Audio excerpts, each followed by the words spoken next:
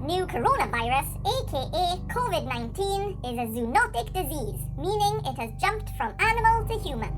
The origin of this outbreak, as you might already know, started at a food market in Wuhan, China. Here, they sold huge numbers of animals, dead and alive, for human consumption. Dogs, rats, snakes, cockroaches, bats, and many more, all living in close proximity and in terrible conditions, has led to this outbreak.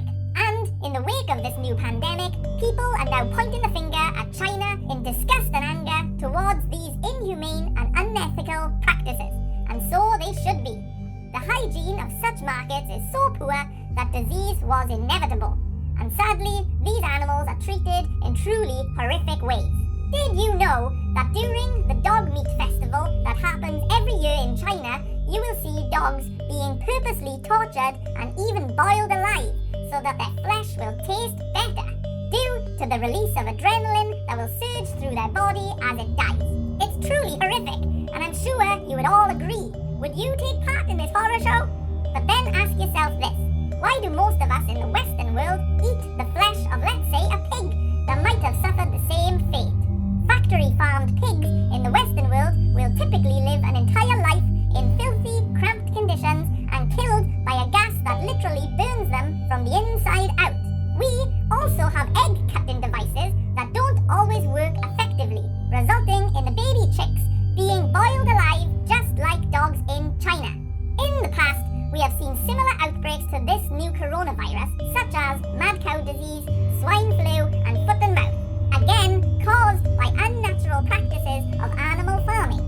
People should stop pointing the finger at China and start pointing the finger at the real issue we all face: ordinary people funding this madness.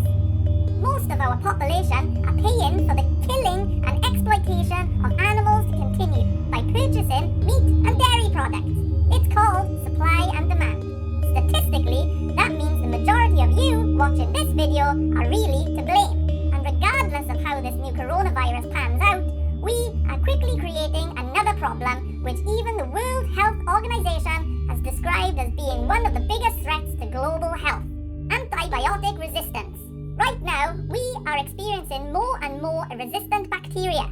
Our antibiotics are becoming less effective, and it is even predicted that by 2050, 10 million people a year will die from this problem. Why is this happening? Well, you see, between doctors handing out more and more antibiotics to patients and farmed animals consuming even more antibiotics than humans, we, as a collective, are ingesting far too much antibiotics, resulting in bacteria slowly adapting and changing into superbugs that we cannot treat.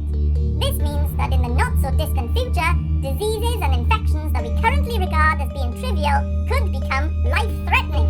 Visiting the dentist could become a risk to one's life. Do we really want this to be our future? Must we make the same